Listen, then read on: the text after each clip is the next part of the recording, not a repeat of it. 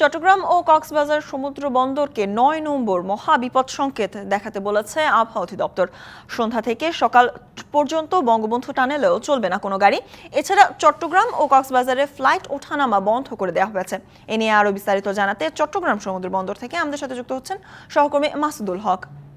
মাসুদ, বন্দর নগরীতে ঘূর্ণিঝড়ের সার্বিক প্রভাব কেমন দেখছেন আমাদের বিস্তারিত জানাবেন। তার পাশাপাশি সমুদ্র বন্দরেরও কোনো আপডেট থাকলে তাও জানাবেন। এই মুহূর্তে আমি রয়েছি চট্টগ্রামের পতেঙ্গা সৈকতে। আসলে যতই বেলা বাড়ছে বৃষ্টির সংখ্যাও বাড়ছে, সাথে সাথে তীরবর্তী এলাকায় উপচে পড়ছে বড় বড় ঢেউ। এবং আগের সংবাদে জানিয়েছিলাম, তখন ছিলাম আমি কর্ণফুলী নদীর মোহনায়, অর্থাৎ চট্টগ্রাম বন্দরের ৮ নম্বর জেটিতে, যেখানে কোনো জাহাজ শূন্য ছিল। এই মুহূর্তে রয়েছে আমি পতেঙ্গা সৈকতে। এখানে কিন্তু সকালের পর থেকে সকালে খুব রোদ থাকলেও কিন্তু বেলা বাড়ার সাথে সাথে কিন্তু অনেকটা রোদ কমে গিয়েছে, অর্থাৎ এখন অনেকটা হালকা বৃষ্টি হচ্ছে।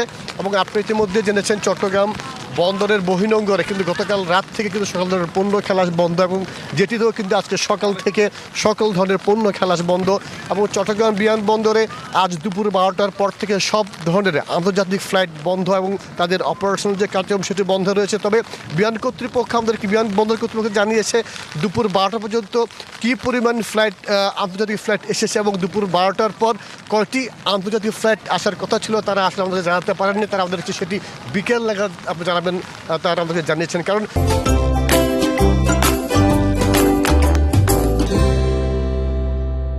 চট্টগ্রাম শাহরত আন্তর্জাতিক বিমানবন্দর থেকে প্রায় 7 থেকে 8টি আন্তর্জাতিক ফ্লাইট আসা যাওয়া করে।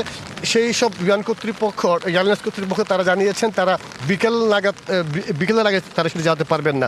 যেমনটি বলছিলাম, এই ঘূর্ণিঝড় মোকাবেলায় ইতিমধ্যে প্রশাসনের পক্ষ থেকে নানা ব্যবস্থা গ্রহণ করা হয়েছে। আপনারা জেনেছেন পুরো চট্টগ্রামে প্রায় 1952টি আশ্রয়কেন্দ্র খোলা হয়েছে, যদিও এই মুহূর্তে আশ্রয়কেন্দ্রগুলোতে লোকজন এসে পৌঁছায়নি। এছাড়া যেহেতু বৃষ্টিপাত হচ্ছে এবং চট্টগ্রামে ভারী বৃষ্টিপাত হলে পাহাড় ধসের আশঙ্কা রয়েছে, যারা পাহাড়ে বসবাস করছে তাদেরকে বলা হয়েছে দ্রুত বিকেলের মধ্যে যাতে তারা একটি আশ্রয়কেন্দ্রে চলে আসে।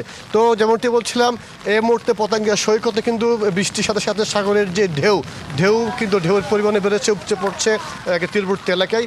এই ছিল আমার কাছে চট্টগ্রাম থেকে খবর। সহকর্মী মাসুদুল হক আমাদেরকে জানাচ্ছিলেন চট্টগ্রামের পতেঙ্গা বন্দর থেকে সেখানকার রেমালের পরিস্থিতি।